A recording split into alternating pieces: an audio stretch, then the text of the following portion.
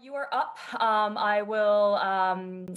let you kind of do the introduction and framing of the conversation. And we've got an hour for this, which will include kind of a lot of feedback. And like every other PD session, we encourage folks to stick questions in the chat. We'll have kind of a formal Q&A where you can just kind of ask your question, and we'll go till 10:45. Thank you, Angie. And please do, the time might get away from me. So, when we're 5 minutes out, just hit me over the head and say we're 5 minutes out, and that might help us. So thank you, everyone. It's great to see you. What exciting news. Wow, they sure have moved fast at that CEO Jobs Council. Amazing work. Really pleased to see you all again, our monthly meeting. I love it. As you know, what I've been trying to do in these sessions is bring you examples of interesting things that are being done in other states and other colleges and other places, and talk about how they might be adapted or not adapted. They're not always perfect for you in the CUNY system. And so today, that's exactly what we're going to do, except we're again going to have we're going to highlight some of the exciting work going on at CUNY as well. What we're going to talk about really in a nutshell is, you all know ASAP, parallel to ASAP, a somewhat similar, attempting to solve the same problem initiative at being tried in some form or fashion at 300 colleges nationwide is guided pathways, developed by the Community College Research Center at Columbia Teachers College. And we're going to talk about both of them and talk about what they are exactly, what are the similarities, what are the differences, and then we're going to think about how could they be applied to some kind of new beast, or how could they be cherry picked or adapted or whatever, that was really focused on where the metric at the end wasn't graduation, the metric at the end was jobs and job placements. So, you can think of it as, we wouldn't dare this heretical phrase, ASAP for jobs or guided pathways for jobs, but that's sort of the idea that we kind of want to think toward. And we have two terrific guests to be with us and talk about that, who really know what they're talking about. Hannah Lahr is a senior research associate at the Community College Research Center, and she's the researcher who is overseeing implementation of guided pathways nationwide, I believe. And Antsy, and I'm going to probably mispronounce this, Scaria, is assistant director of ASAP program management at CUNY. So if you may know her, I don't know how much your worlds intersect. So let's get right to, and I'm going to play my usual bossy talk show host. So let's get right down to it. Let's start with you, Hannah, and let's just you and I talk for a couple of minutes. Tell us about guided pathways, and let's just start by framing it for people. Don't do the 10-minute introduction right away. Do just sort of the 2-minute introduction that kind of helps them understand just a little bit about how it is and isn't like ASAP. Like what's an apple, what's an orange, what's the difference? So just so they can then, when we go deeper, they'll understand what we're getting at. Sure. Hi, everyone. It's nice to be here today. Thanks, Tamar, for inviting me to talk about guided pathways. I would say, if I had to identify the biggest difference between ASAP and guided pathways is about whole college redesign. So it's about really just redesigning and changing and rethinking an entire institution. And that includes transfer programs, CTE programs, credit programs, non-credit programs, really the whole thing. And thinking about how can we help students think about their goals, where they want to get to, what career are they interested in, and how can we help them into a program, whether that's a certificate program, a degree program, a certification program, whatever it is that's going to help them meet their goals. And at the end is a job, is a career that pays a family sustaining income. So, but it's similar, right? So that's a difference. The similarity is you start with the same problem, which is cafeteria, students adrift, people don't get to the end, right? Is that, yeah? That's the we're talking about fruit, right? Let's start with let's. Yeah, I would say a similarity is that, guided pathways recognizes that institutions, colleges create a number of barriers to student success, whether that's placement tests, which divert a lot of students away from college level courses and send them down this path of remediation, whether it's not helping them get on a path and helping monitor their progress along that path. So yeah, I mean, it is about addressing the problems that come with being a cafeteria college, as we call it in a book we wrote a couple of years ago, and yeah, helping them meet their goals. Got it. So let's go deeper now, and we'll come to ASAP. I'm going to ask you all these questions too, Nancy. But let's go a little deeper. So, you know, how the heck do you do it, and how do you do it in a way that's, again, keep on with the don't just differentiate from ASAP, but maybe help us understand the difference. When you mean how do you And do help the it? student. Well, what's the gist of the Okay. the reforms that you're going to reform this Okay. whole college? You're going to take over this college and reform it. I mean, you're coming to my college, Community College of Peoria. What are you going to do? Sure. So it is about, as I mentioned, redesigning the entire institution, including all programs at an institution, to ensure that they're backwards designed to lead to what we sometimes refer to as good jobs, but that's just because we draw on this definition of good jobs from the Center of Education and the Workforce at Georgetown University, which has like some income levels for good jobs, but basically leads to a job that pays a family sustaining income. It's about removing these barriers into entry into programs of study. It's about providing academic advising and student supports to all students, and giving all students some sort of experiential learning experience in all of their programs, so that Okay, students so let's keep going in that vein. So I like, this is good because you're sort of getting concrete. So advising supports to all students, experiential learning to all students. It's also about rejiggering the sort of curriculum a little bit, right? Like you sort of go in a different flow. Is that not so? Am I getting that wrong? Part of it is looking at programs at the college and thinking about, are we clear about what courses students are going to take? Are we clear about the learning outcomes for this program, that you know these are aligned with the expectations for a job in this field? And then identifying, you know, what courses would we ideally like students to take. It's not about prescribing every course that a student is going to take. There's room for exploration. There's room for students to take electives. But the idea is those decisions are supposed to be made in cooperation with an academic advisor, so that it's not just, you know, take a humanities course, here's a list of 150, but you're talking to an advisor and you're saying, well, I'm interested in this, this, and this. You know, my program map might be recommending one elective, but I'd really like to take this. And the advisor is signing off, so you can ensure that that credit will transfer. If you wanted to transfer, that it would transfer and apply. And am I wrong that sometimes the order that you start, I mean, the kind of, you know, I know enough to be dangerous, right? Meta majors that you then sort of specialize, you have kind of the path a little bit on a funnel that is a little more guided than would be for normal students. Is that not so?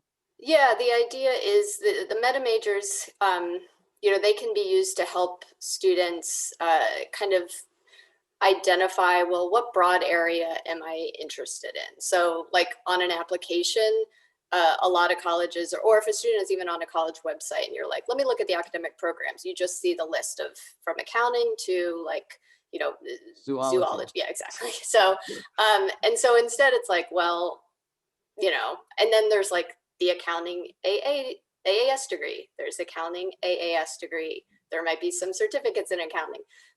But basically it's like, okay, we have 8 meta majors, and a student is thinking, all right, well, maybe I'm interested in the business field, or I'm interested in social and behavioral sciences. It's sort of a starting point.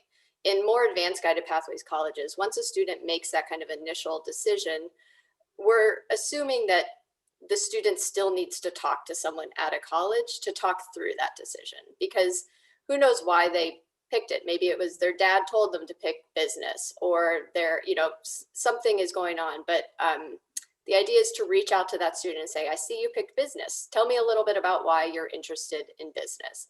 And maybe the student says, well, it was just first on the list.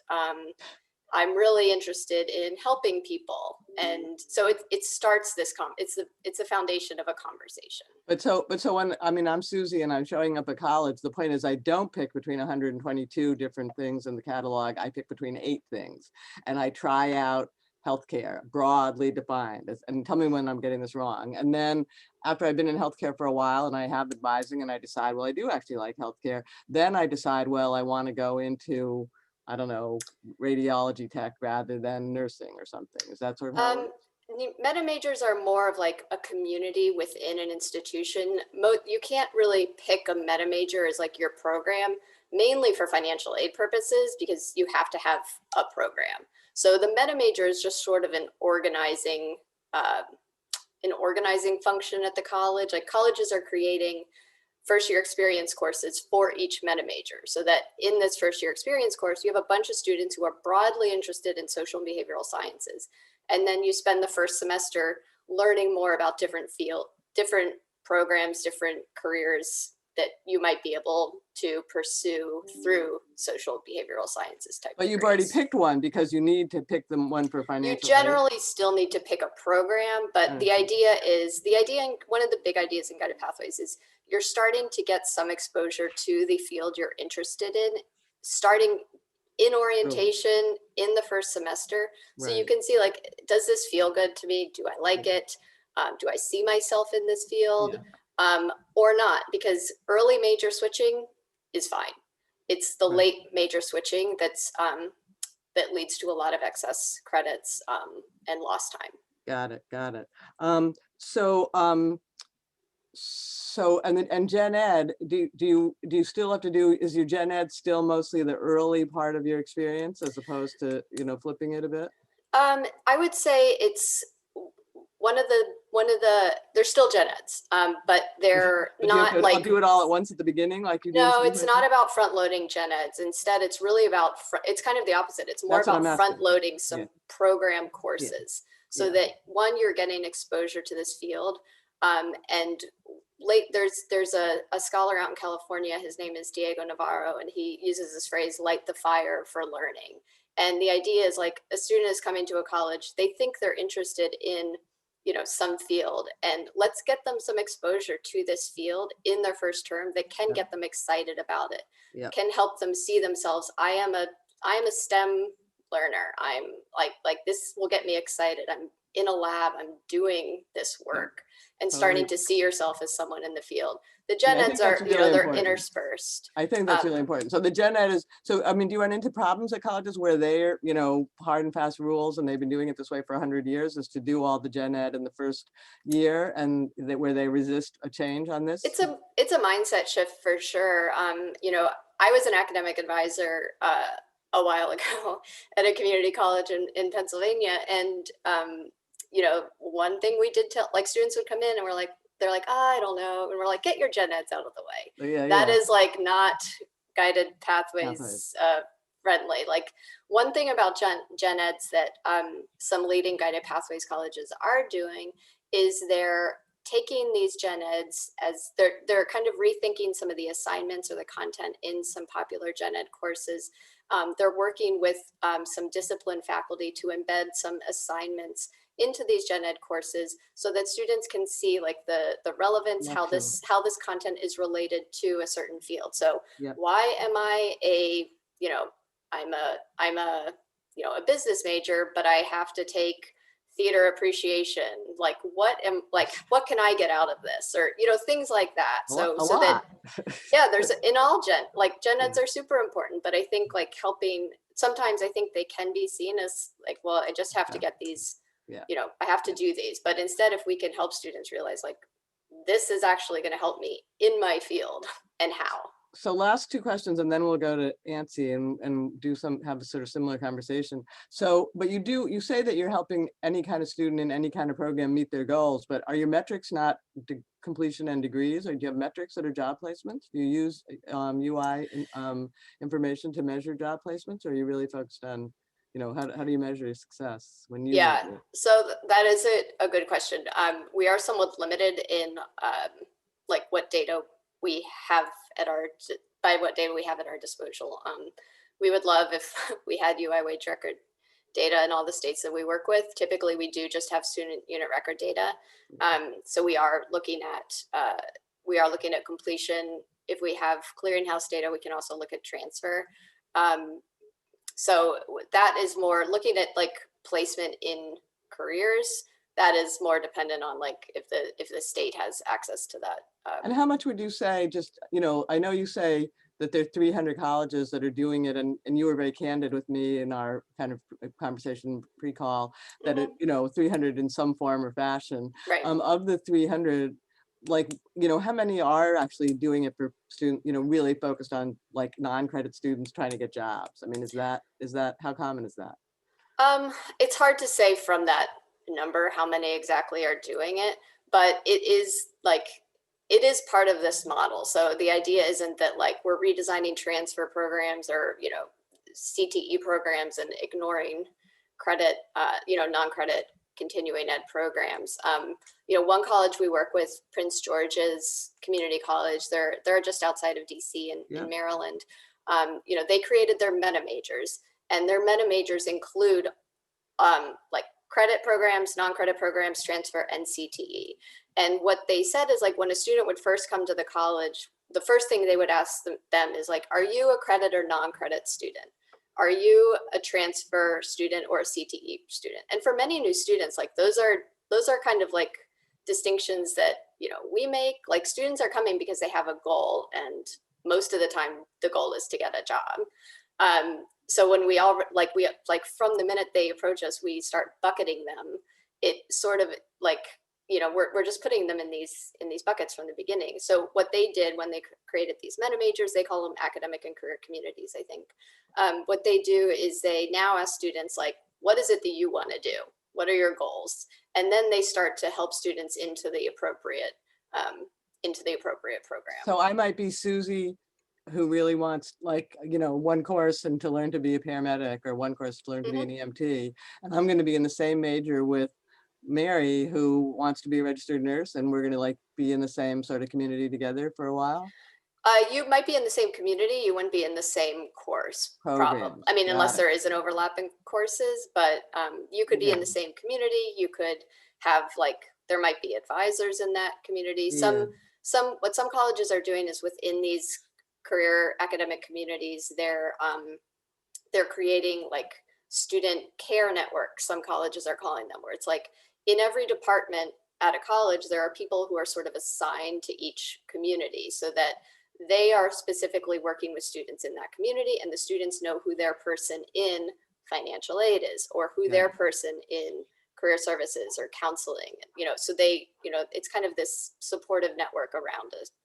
Super interesting. Okay, so we're going to come back to this, how to apply it. This is a first taste of how to apply it in a non-credit continuing ed context. We're going to come back and dwell even deeper on that, but I don't want to leave Ancy out of the conversation. Ancy, are you still with us? Oh, there you are. Right front and center. I don't see you because you're right front and center. Thanks for joining us. So you have a little even actually harder job, because everyone on the call thinks they know about ASAP, but the truth is they probably don't actually know about how ASAP thinks about ASAP and how ASAP is evolving. So I think let's pretend that you're just like Hannah, like they don't know. Let's start out by sort of let's do the 1 minute answer. That's kind of like you're both fruit, you're both addressing the same problem, and you can phrase the problem for us if you like, but you're an apple and she's an orange. What's the difference kind of in big, broad overview terms? Sure. So first of all, hello, everyone. Good morning. Thank you for having me. I see some familiar faces. Hi, Evelyn, Micah. Good to see everyone. It's been a long time. But, talking about some differences. So ASAP was really created as a response to low graduation rates within community colleges. Nationally, it's around, I think a little better now, but when we started, it was around 13% in CUNY, around like 15% in the United States. And our goal was to get 50% graduation rates. We have done that over the past 14 years, which is really great. And the crux of that is really the advisement component of this program. Most of our budget money is actually put towards actually having personnel in the campuses who will support students. The major difference between guided pathways and ASAP is really that we're the wraparound services. So we have a career specialist, we have individual holistic developmental advisement, we have financial aid specialists, we have all these different people in our programs that are serving students through a cohort model. And again, it's the individual advisement. An advisor generally has 150 students at most, and they stay with those students from the day that they start the college to when they graduate. And really, again, the crux is that we're creating the sense of belonging because students are coming into these institutions, and oftentimes because of systemic racism and so many things, a place that's not made for them. So this person is really that person who's really helping them and guiding them throughout the program. And it's also another, I think, maybe similarity between HANA and ours and ASAP program is the data component, that we are really, really tied in data and we're responding to what students want. Because there's that individual advisement, we're hearing what students want and then we continuously improve, rather than the other way around where it's like, we think we know what students need. We don't. We actually just listen to them. And that's how we've had such a successful program.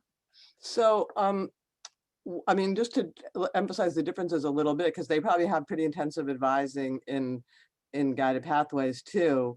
I mean, is there something that you have that Guided Pathways doesn't, or is there something that Guided Pathways has that you don't? I mean, neither one is better than the other. They're both great. They're both having amazing results. But just so people, it's again, it's sort of confusing. It's easy for you don't know them for them to blur. Like they sound sort of the same. Like it's really about advising, and focusing on goals. Can you either? Well, let's stick with you because I've given Hannah a lot of time. Can you say anything more about the sort of the differentiator? Besides that you fit into Guided Pathways? Yes. So how we get our students to join even the program is the Metro card. They get an unlimited semester-long Metro card, which is, $500. You tell them at the beginning, that's so much money right there. We also give book vouchers. So students generally can get their entire semester covered by books. And we also have a tuition gap waiver. So as long as a student can get $1 in financial aid, we can cover the rest of their tuition. So those three major financial incentives is really what gets students to come into the program. The way Hannah talks about we're for CTE, transfer, credit, non-credit, ASAP's pretty much been applied more heavily to credit degree seeking, no? Yes. So it is for credit degree seeking students. They do have to be full-time students. And they do have to have less than 15 credits as they come into the ASAP. Less than, so they have to, you want to start them, you don't want the people in the middle. That's interesting. Okay, so let's go a little deeper again into what you do. So, it's all the advising you say and very, clear, easy to grasp, but then you describe about 42 different kinds of advisors. Can you sort of pull that apart for us? You've got the career advisor, you've got the academic advisor, you've got something else. Can you tease a little bit of that out? Sure. So as students come into the program, they do have their one advisor, like as I said, but there's also these not outside, but internal and ASAP, but people who are not advisors who are also supporting students. One being the career specialist. So the career specialist, we're actually going through this integration process right now where I'm leading basically all the career specialists are coming together every other week to really revamp how we integrate advisement and career together. And really the career specialist is really that resident expert on the campus who works with the career development office, who works with workforce development, who works with all these different outside organizations to really bring that career and tie it into the actual advisement model. So that's what the career specialist is. There is one career specialist per campus, and they're really there to support the students when you're thinking about careers. We also have financial aid specialists. So with the tuition gap waiver, there's so many financial issues that come along with that. And so they're really there to help individually with students, their financial aid.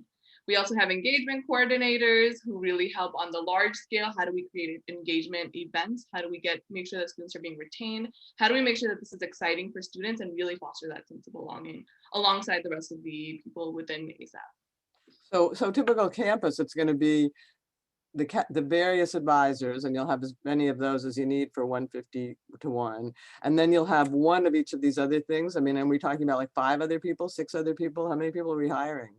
So it depends on how large the campus is. So some of our campuses, like BMCC, we have like 6,000 students, and some of them we have 2,000 students. So it really depends on how many people are in the campus. But right now, I would say in the middle part, it's around like six people. It's advisors. So like, 1 to 150, and then these additional people. And again, how many, and the advisor, I mean, is it 5 additional? Is it 4 additional? I'm sort of losing track. I've got the career specialist, you got the financial aid person, you got the engagement coordinators. Is it about 5 we're talking about maybe? Yes. So again, and the positions vary across the campuses depending on what the campuses need. Okay. So let's dig deeper with both of you Nancy, you get to go first because you haven't had quite as much time. Now we're coming to I'm running the ACE division in Peoria Community College. So nobody in my division wants a degree, at least not right now. They might want one someday later, but they're not here for that now. They really need a job, like really badly. I'm Susie, I really need a job.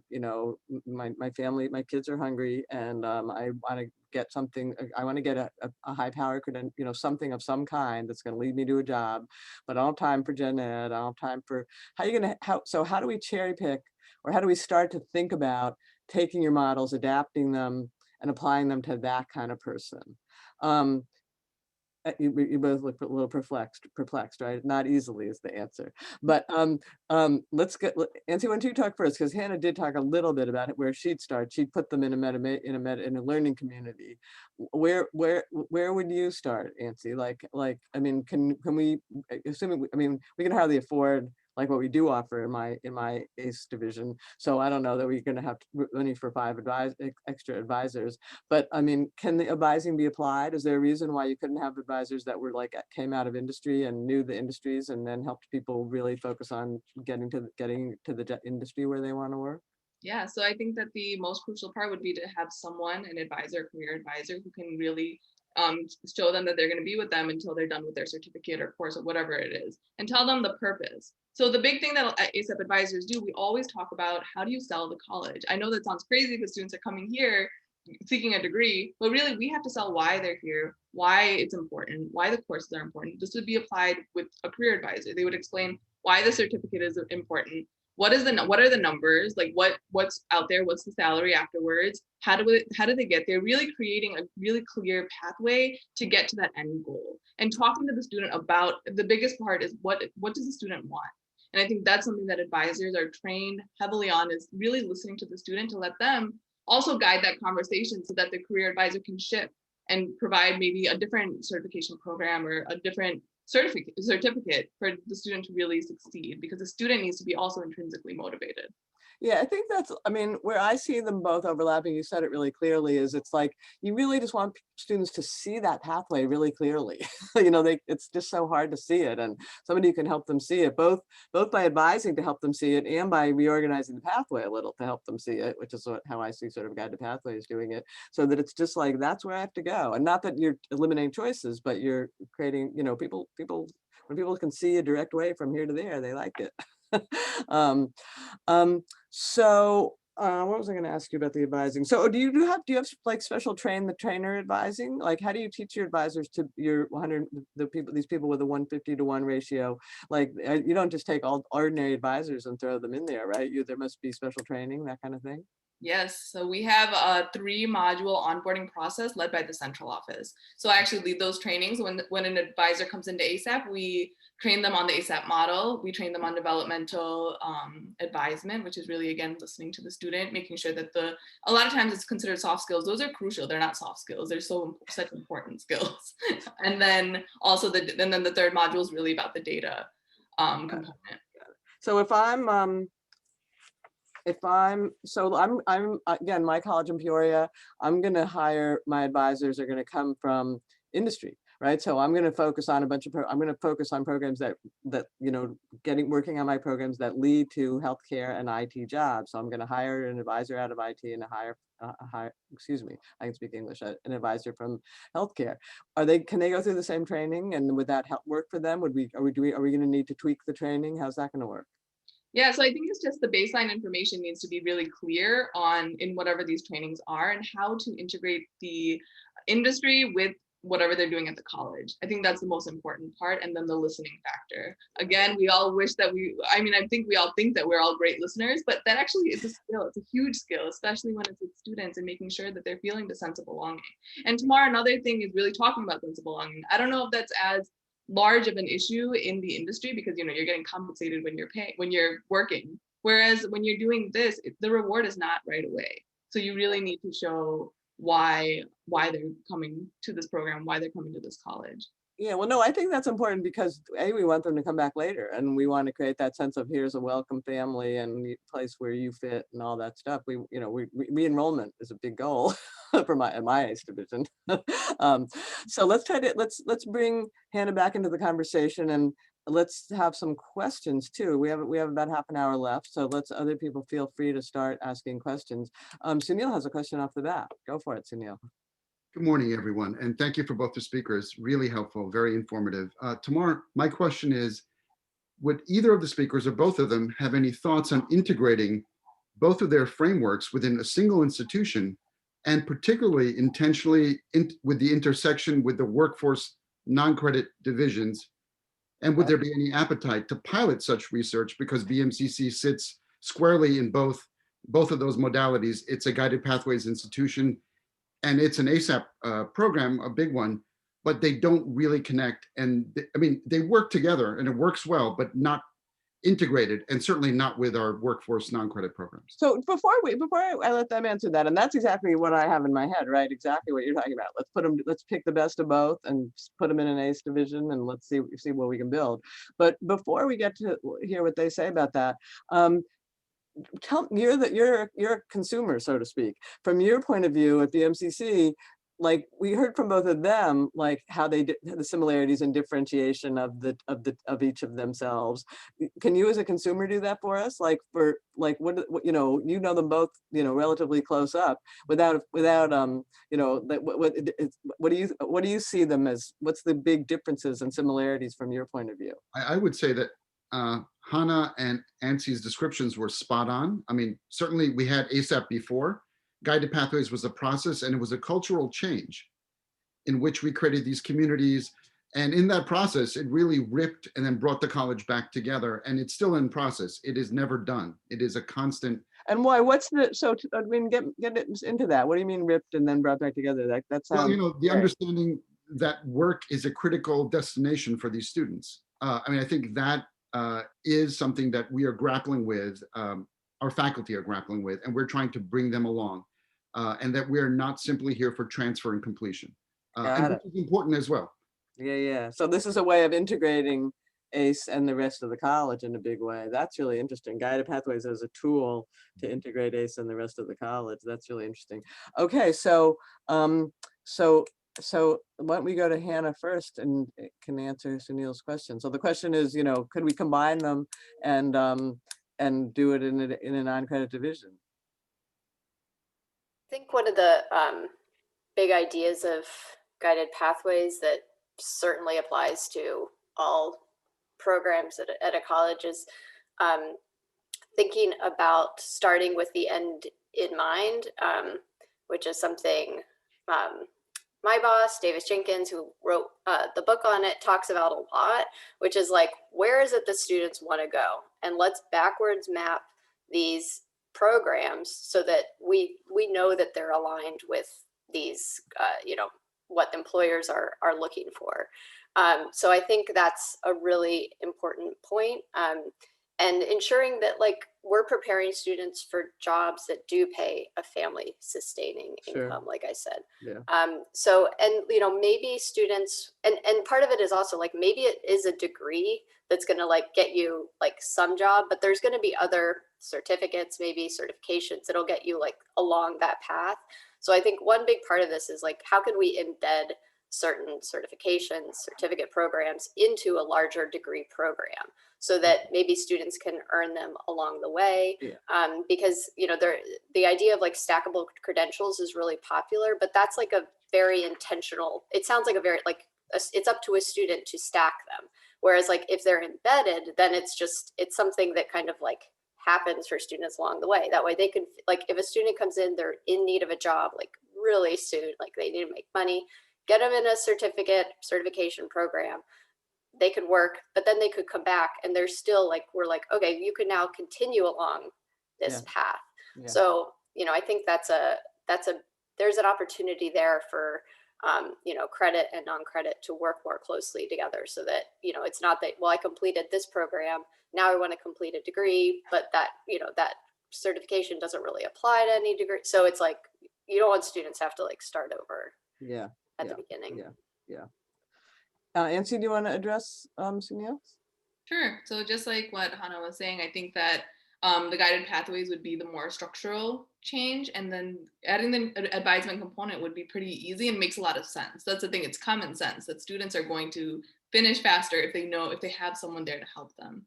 So I think it definitely can work if, you know, if we ever had the opportunity to combine the two, I could think it could definitely work. I think there would be just some shifts rather than the end goal being graduation. It would be a career and a lot more focus on the career aspect and placement aspect. And I mean, is there any conflict? Are we going to get into any places where, like, you know, it's part of the credo and faith and catechism of guided pathways to do it one way, and somebody else wants to do it a different way? ESAP wants to do it a different way. So it's perfectly compatible. We're not going to have connectivity problems. I'm going to be able to connect my data to your data and all that kind of stuff. I mean, I don't mean data literally, but I mean sort of metaphorically. Yes, you're both nodding, sort of. Okay, we don't know for sure. John Hunt it's hard for me to read and talk at the same time. Why don't you say what you wrote? Sure, I just wanted to add in, you know, we've kind of used pathway exploration as part of our transition to credit, just trying to get our HSC and our ESL students to understand that they can stay at the college and they should do the CUNY application. And thankfully, we've had support around that. We have our Career Development Center, which sits in ACE, can help our current students to do the application. And we found the kind of push-in workshops in HSC and career panels around STEM have been very helpful in kind of giving those ACE students a reason to come to the college, because it's kind of amorphous if they don't understand what jobs might be available. We've also used kind of our continuing education catalog in our ESL classes and our HSC classes as a text, and kind of said, hey, look at, these are the trainings that are available, which ones might be interesting for you, what are the prerequisites, what jobs might it deal with, might it lead to, and we found that to be helpful, and I'm sorry, what campus are you on? curriculum. You're one of the few people on this call I don't know. What college are you at? This is LaGuardia. You're at LaGuardia, sorry. Okay, got it. Got it. That's really interesting. I mean, I'm interested in using. I mean, sort of like Sunil. Like, I'm interested in using it as a way out of ACE, but I'm also we want to use this for people who are just going to do ACE, right? Like, we want to help those people really get to jobs, because, you know, so many of them, they take something, they think it's going to get them somewhere, and it doesn't get them where they want to go, and that's the crime. One question I had for you while we're waiting for others in the audience, Hannah. So you said you want everybody to get experiential learning. I think that was the term you used. How broad is your spectrum of experiential learning, and how heavy a lift is that? You know, colleges have a hard time with that. You know, not everybody has like the New York City jobs. I mean, now CUNY does, but the New York City Jobs Council paving the way for those internships, you know, that's often really hard to make happen. Yeah. So let's start with, how broad is your spectrum of experiential learning?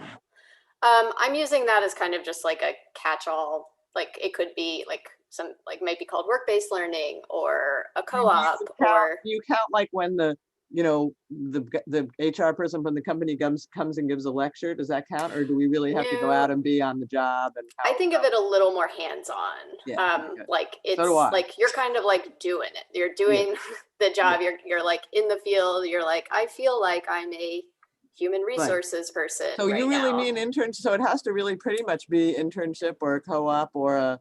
I mean, job shadowing doesn't count, does it? I mean, I think there's degrees to this. I think most colleges students don't get any much experience. Or the thing is, this is kind of like a guided pathways principle, is that like it's typically like an opt-in thing for most programs, for most students. So it's like the student has to seek it out. They have to go to the career services office or the internship office. They have to approach an employer and say, I want this. Whereas in the guided pathways model, ideally, and I will say this is like kind of the leading edge of this work for a lot of colleges, it's like it's part of a program. So the faculty are working with like an experiential learning office or work-based learning office to identify local employers, to ensure that they're willing to have some students for, maybe it's a semester, maybe it's less than a semester, but you know, that they're helping to place these students, that it's kind of this thing that it's an experience that every student is getting. It's not an opt-in thing, it's happening for them.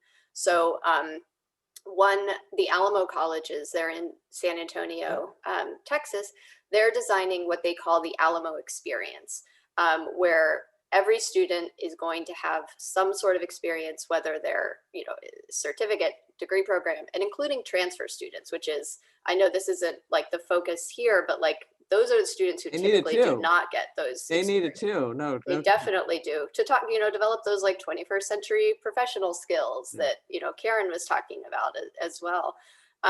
And it's going to be transcripted as well, so that the students are, it's on their transcript, and they're, they have some evidence of that they did this. So this is something that's not quite you're not quite the person that maybe I should be asking this, but I always do think about this. So I'm Susie.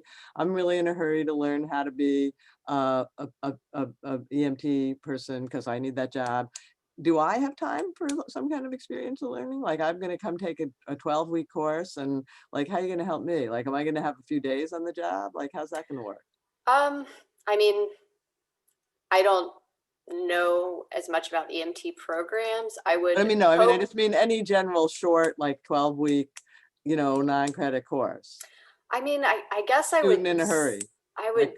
I understand like the need to hurry and be able to get a job quickly, but I think it is important to at least have some exposure to a field if you're like, oh, this is not what I thought it was, before or you it's like to go through the 12 weeks, something right, or it's like early this is really awesome. Like maybe I do Yeah. want to get a degree Yeah. in this area. Yeah. I think there's ways to like kind of degrees, or like maybe it's really short, maybe it's a day, or something. I mean, I'm with you. I'm very skeptical of what a lot of people call, experiential learning stuff that strikes me as, just an easier lift than really getting them to the workplace. They don't have to get, like it's a little mentoring or something. And I poo-poo that. But I also recognize this imperative of this 9-credit student. She's in a hurry, and how do we get her something that's meaningful? And so I'd be interested in exploring that a little further with you, what other colleges are doing around that. Maybe we'll bring some of that back to this group when we do. So now we have Evelyn. Evelyn, why don't you ask your question out loud? You're here. You can say it. You can say it easier than me reading it. I'll probably butcher it. Good morning, everyone. So I was just asking about how can a CPL, credit for prior learning, and PLA be considered in this structural and programmatic change? What role can it play? Good question. Good question. Hannah, why don't you start, and then Nancy, why don't you come in, if that makes sense? Sure. I think it definitely fits into the model, because if you've like kind of laid out these paths to a degree or to a certificate or to whatever it is, and students are coming in with prior learning, you can see like how will this prior learning like help student, like how will it move them along the path that they're interested in, and same for prior learning assessments. Like, so it's the same thing. You'd put them in a community, you'd put them with intense advising, you'd just like fit the credit for prior learning into whatever they're trying to do. Yeah, I mean, hopefully it would apply to their their whatever it is that they're pursuing at the time. Right. Otherwise, why would they bring it? Right. Yeah. So, I mean, this is a question for both of you. I mean, I think more about talking to employers than I think about talking to students. I don't know what that says about me, but the famous thing about employers is like you ask them what skills they need and they can't tell you. Like and it's like a long conversation to elicit from them what they really need. That must be even more true of students. Like, what do you want? Like, that must be, that learning to have those conversations where you actually not just listen, but help them talk about what they want. That must be hard as heck. I mean, so Nancy has trained the trainer. Hannah, do you have trained the trainer? Like, how do we get to this? Yeah, it is tricky. Advising is a huge, important part of the guided pathways model, and some of the structural reforms that colleges implement can help facilitate more like developmental advising, like the type that Nancy is talking about in ASAP. So one of the kind of the innovations within Guided Pathways colleges is like embedding advisors into these meta majors, like I talked about. So these advisors are specialists in these fields. Yeah. They have a caseload of student in these fields, so they know who their students are. The students know who they are, and Yeah. it really develops this relationship. Yeah. One college, Jackson College, they're in Michigan. What they've done is they have their advisors are called navigators. I think their mascot is like the Jets, so everything is like airplane themed there. So they're navigators. And what they do is the minute a student applies, and depending on like what area they checked on their application, the advisor in the area is assigned to that student immediately, and they call up that student and they have a conversation with them. Like, I see you, you know, selected this. Tell me a little bit about why you're interested in this field. And they ask students other questions like, tell me how much you're planning to work while you're in college.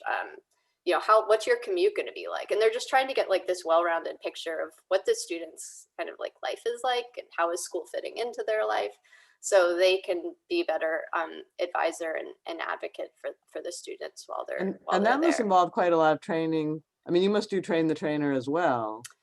Yeah, a lot of colleges do. There's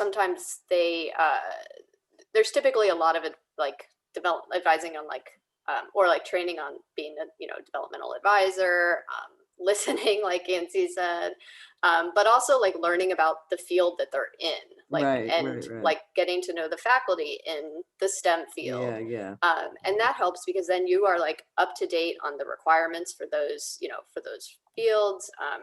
You can, when the faculty are, if a student's struggling in a course, the faculty know who that student's advisor is and can reach out, and it just develops better lines of communication.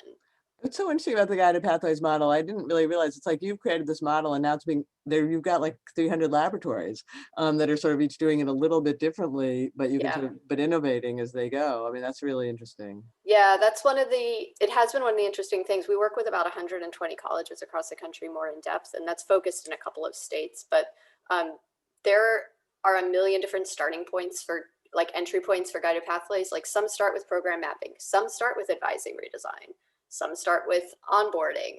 Like you can really start anywhere. You can go in any sequence. It takes, some colleges do it more quickly than others. So it really is, it's interesting. I mean, we just continue. We're always learning more about the model, and it is sort of just like a framework. Like it's not a model where we're prescriptive, like you must do this, this, this, this, and this. Instead, it's a framework, and like BMCC is doing it differently than the Alamo colleges. And, so it's just, it's great for us to learn about all these different ways to approach it. But if the elements are, I mean, let's see if we want to add any other big ones. Program mapping, advising, onboarding. Are there one or two other big cornerstones of it, or are those literally the three? I would add in the experiential learning, and then extending these pathways and working with high schools to start even earlier with students when they're in high school, whether they're in dual enrollment courses or a P-TECH program or whatever, but to start talking to students in high school about, thinking about, if they're taking dual enrollment courses, how can we take dual enrollment courses that are in a program? Yeah. But program mapping, the three that you started with, program mapping, advising, onboarding, those are all elements that could be adapted for an ACE program, right? Like, so that, you would like, I mean, if I'm gonna, again, I'm at my ACE program in Peoria, where do I start? Any of those could be things that I could think about doing for Susie, who only wants to be here 12 weeks. She could get a different onboarding experience. She could get a different that she gets now. That's much more helps her see her goal. We're going to help you get to your goal. She could obviously have better advising all along the way. And, she probably doesn't, it's probably not that complicated with program mapping, because probably to be like an EMT, it's probably only one course, but still, we might help her realize that there's a certification in there somewhere, or that if she took a second certification, that would raise her wages by 20K or something, right? I mean, am I off base here as I try to think about how to make it work? Yeah, that sounds about right. So soft skills, you guys are, this must not be, everybody got up on the wrong side of the bed today. No questions for Karen, almost no questions for us. Please, if you have questions, join the conversation. Must be everyone's thinking about the holidays, like you're planning your holiday meal or something instead of listening to us. I'm only kidding. You both talked about soft skills. Let's talk a little more about that. So, you know, and again, help me think about my ACE division where Susie only wants to be here 12 weeks. You know, how am I going to get those? Like, she really only wants to learn to be, you know, an EMT driver. Like, she doesn't have time to learn other stuff. How are we going to, how do you think about soft skills and integrate it? Number one, and then number two, how would you help me think about it at my ACE division? And why don't we start with Nancy and then go to Hannah, just to mix it up a little. Sure. So we are actually going through this process of really thinking about career competencies. And that's what, sometimes are called soft skills, which are not soft skills. It's really thinking about the transferable skills, because we tell students, even if you're doing a certificate or if you're going straight into the workforce, you still need these transferable skills because you're going to use that for the rest of your life. You're never going to be 100% in a competency. So what we're doing now is the career specialist is really training all the advisors to, to say that the things that you're talking about that are related to career in your advisement sessions are really competency building. And your job is to really point out what that is. So when you're building a resume, you're talking about written communication. When you are creating a LinkedIn, you're doing career management. When they're going to career panels, you're literally thinking about professionalism. So like telling students, like these are skills that you're learning that you have to be able to speak about when you go into your interviews. These are transferable skills that are going to get you through the rest of your life, and you're going to continue to gain competency in these areas. And that's a really big way of how we integrate that into the actual advisement conversations. And what the career specialist leads workshops on is also ensuring that students, I know that time is really hard, time is so hard, like it's just, there's no time, but these are so important for the trajectory of the rest of your life. Yeah, no, it's super important. That's important. Yeah, that's really interesting. Okay, Hannah, that's a really interesting answer. Yeah. It's more about just naming it is like half the battle. Like this is what you're learning. You're actually learning to write. You don't know it. I agree with what Nancy said. I mean, I think part of it is helping students recognize what it is they're learning, whether it's like, group projects, everyone's favorite thing. Well, most of working is group projects. So, that's an important skill. So yeah, I think, maybe students are getting this in their classes or in some of their, out in the field experiences. I see a comment from Angie that I can answer too. Go for it. Yeah. Okay, so the question is, does the role technology can play in nudge campaigns that can automate some of this work for scale and cost effectiveness? So yeah, it's a really good question. I would say if I was going to add Tamar, like to your list of like essential pathways things, is that every student is helped to build a customized educational plan that shows them exactly what courses they're going to take, what is their timeline for completion. And it's something that's built in cooperation with an advisor and ideally is stored in like a DegreeWorks or an EAB or something where like people can access it. Chances are most students are going to have to update this plan at some point because, they had to drop a class or they changed their mind or whatever. But these educational plans are super important for helping with these sort of like nudging campaigns, because what do we want to nudge them towards? Like we're this way, we're like kind of nudging them like along this plan that's their plan. Like it might be built on these maps, which are sort of like generic idealized versions of how a student is going to move through a program, but the plan is mine, and my plan will look different than yours, it'll look different than Yancey's because it's my plan. That's a really interesting component that I'm glad we got to that, because that sounds like a key component, this individualized educational plan. So I'm Susie, I'm arriving at college. Let's be agnostic whether I'm credit or non-credit. I'm going to sit down with my advisor like the first week and draw this up, like before I know anything really, before I've seen the sight of blood or tried anything. Yeah, so for most students, what they do is like I said, we're really front loading earlier and earlier this like, let's talk about your goals and your interests and your, what you see as your strengths, and like try to get you into at least a program that initially feels like a good fit. And then typically it's at orientation where students are maybe meeting some faculty members in their field, or, you know, meeting other people who are talking about what it's like to be in this field. And so they're getting, you know, more of a sense there of what this is like. And usually at orientation, then their students are building like their first term plan. And then it's during the first semester, either through individualized advising appointments or maybe in a first year experience type course, that they're building out their full plan. And then it's like put into whatever system. In some place it is still just on paper, which is fine. That's better than not having a plan. But yeah, the plan is really critical. And, you know, we totally, like, most students' plans are going to change, but it's an important starting point, because, you know, maybe a student, maybe like for an ACE student, like maybe they only have time right now to do a short program, but they have longer term goals to maybe get a degree. They could map out the whole thing and see like, okay, well, now I'm going to do this part of it, but I could come back in a year and my plan is still here. Yeah. And I can continue on my plan. That's a really appealing piece. Yeah, no, Yeah. I love it. And just to add on to that, we actually do that in ASAP. So students, the second they come into the program, when they come to Winter Institute or Summer Institute, they're creating this plan. And that, when we do surveys to see what students like the best, that's actually the one thing that they like the best out of the entire orientation. Yeah, Yep. I get it. And you continue to work with them throughout. It's so much easier because it's tangible. Yeah. We did some research with the city colleges of Chicago, talking to students, and they love having an educational plan, Yeah, I can because, see you know, why. students have a big concern about taking like the wrong The wrong courses, or thing. students Yeah. courses that won't count. And so just seeing this mapped out, and in some places like they have like a bar chart, or, you know, a bar graph where it's like, this is how far along I am along my plan, or like a pie chart, and it's, you know, it's Yeah. like, it's motivating. And Yeah, sure. know, Yeah. I agree. I think it's one of the most critical pieces. So here's another question, and then we got 5 minutes left. How do we encourage and provide incentives to students to participate in career and college advisement? What are some practical recommendations? How do we get more faculty participation in these conversations? Any suggestions? It always comes back to that. How do we get the faculty on board? I mean, I'm not making fun of the question. It's the question.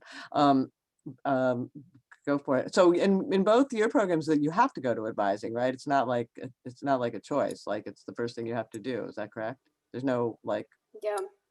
And in a lot of places it's professional advisors. In some colleges it's like it's faculty advising. There's a faculty advising model, or maybe it's like a mixed model, like a faculty advisor and a success coach or something like that. But it is really critical to have faculty involved from the beginning, attending orientation, you know, meeting new students, talking to them about what their field is like, you know, and ideally like having students in some of these program courses in their first term taught by these faculty members as well. One college, I mentioned Jackson College earlier, one thing they do to help with this exploration process is they have what they call pathway showcases. So pathways are their meta majors. And it's like an open house sort of for this like different programs. And they bring in local employers who have like jobs in these fields. They have faculty members, and it's just an opportunity for students to like ask questions, see people working in this field. That's and a great idea. We're like in like a way that like, maybe I didn't think I could be this with this degree, but here's someone doing this. Yeah, that's great. Something that we did at one of our colleges, Hostos Community College, we actually shifted from this broad advisement to actually, you know, centered advisement depending on the discipline. And that really helped with the faculty. What does that mean? Broad, you mean centered, like on your program? Right. So if you were a STEM student, you would go to this one person. And what helped, and what we were trying to do is to get faculty buy-in. We weren't getting this faculty buy-in when we were general advisors. Once we became specialized is when that one person was a liaison with the faculty member, and built that relationship consistently with the faculty member. And then they were more than willing to come to all of our sessions and to talk about all these things because they had that one person in the program that's invested in this one field. Yeah, I totally Let's go agree. back to this question of making the students, you know, is this a problem, like making the students do it? Do you have like students who say, I don't have time for this, I won't go? Or like, I mean, does this to like orientation or and advising just in general? Like, again, I'm busy, I don't have time. Do I really have to go see that advisor? Does anybody like ever say no to that? Well, like again, in like the guided pathways world, like these are just things you do. So I think if like, it's sort of how Yeah. you present it, like, here's like, it's just, this is what you This is do part when of you come it. to This the is college. college. Yeah, And yeah, we yeah. actually have a paper coming out in January on like the guided path, like adult students in the guided pathways model. Because oftentimes when adults are returning to a college, like they're allowed to opt out of certain experiences Yeah. because maybe they have some prior credits or, you know, they were Yeah. in college before. But, you know, what we heard from adult students is they really value these opportunities to talk to advisors about Yeah, I their bet they do. interests and to get on Yeah. a path, because they want to waste And no one time. wastes, Like, no one they wants to waste really time. don't Yeah. want to. Yeah, yeah, no, that's what I figured too. Like it's hard to imagine people saying no to this. Like, here's, you know, free meal. Here's like, you know, night on the town. Like, who's gonna say no?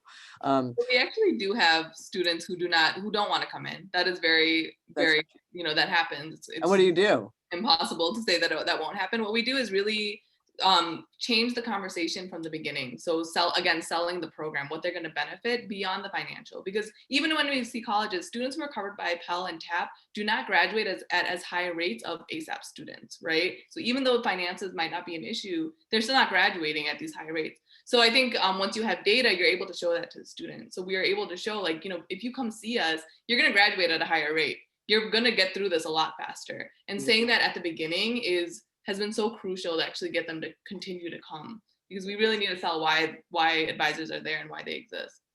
Great. Well, so I think we're out of time. We have 1 minute, but if I start something, it'll run over. And I want to go exactly where Angie's going, is like, we already have orientation and ACE programs, but you'll find the answer and you'll tell me, Angie. Thank you, Hannah. Thank you, Angie. Super helpful conversation. I mean, I learned a ton. I think everybody else did. I think it's eye-opening. You know, this is, you know, we want to do more. We want to do this. This is great. I want some. Thanks for the opportunity, Angie, and thanks everybody for your interest.